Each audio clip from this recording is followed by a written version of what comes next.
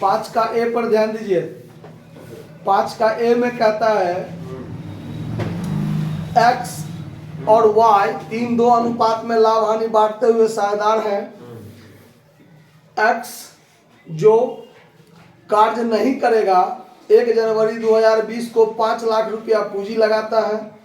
Y कार्यशील साझेदार बनकर काम करेगा और वो पूंजी नहीं देगा। ठीक है, मतलब सिर्फ एक्स पूंजी देगा और वाई जो है वो दिन रात मेहनत करेगा।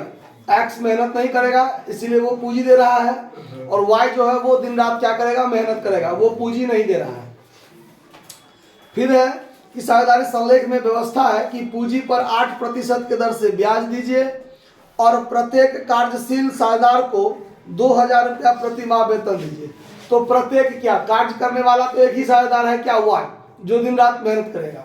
एक्स काम नहीं करेगा, पूंजी देगा तो उसको ब्याज मिल रहा है, और वाई जो मेहनत करेगा, काम करेगा, क्रियाशील साझेदार रहेगा, उसको 2000 रुपया प्रति माह वेतन मिलेगा। पूंजी पर ब्याज और साझेदार के वेतन से पूर्व 2020 वर्ष का जो लाभ है वो 1,20,000 है। लाभ का बंटवारा कीजिए। अब देखिए 3:2 अनुपात में लाभ बांटता है।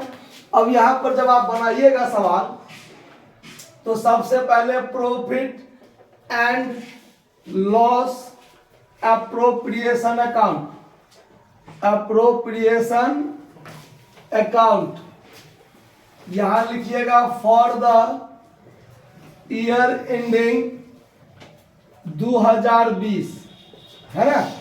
2020 को समाप्त हुआ है, फॉर्मेट खींच लेना है।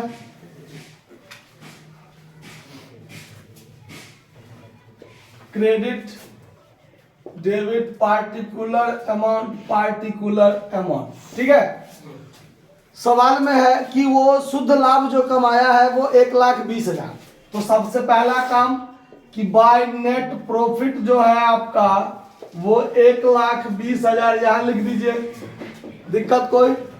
अब सवाल में है पूंजी पर ब्याज देना, तो डेबिट में टू इंटरेस्ट ऑन कैपिटल दीजिएगा।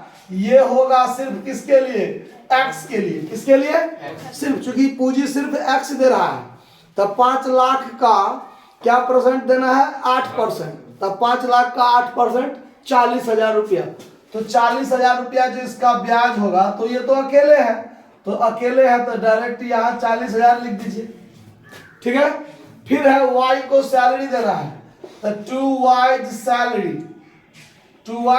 सैलरी, 2000 रुपया प्रति महीना देना है, तो 12 से गुना कर दीजिए, 12 दूना 24, 24,000 रुपया हो गया उसको सैलरी। और सवाल में कोई काम नहीं है, सारा काम हो गया। अब यहाँ पर टोटल कर लेना है, तो टोटल हुआ 1,20,000 क्रेडिट का ज्यादा, तो यहाँ भी 1,20,000, और इसमें से ये दोनों क्या होगा, घट जाएगा। तो 40 और 20 60 और 4 64, 64 इसमें से घट जाएगा तो कितना बचेगा, 56,000 बचेगा। कोई दिक्कत इसमें, 56,000 जो बचा, तो ये 56,000 क्या हो जाएगा, प्रॉफिट, जो साझेदार आपस में क्या कर लेगा, बांट लेगा। तो यहां पर लिख देंगे two partners capital account profit, cost में लिख दिए। और अनुपात क्या है लाभ बांटने का, 3:2, एक्स और वाई दोनों साझेदार का नाम दे दीजिए और बांट दीजिए प्रॉफिट को।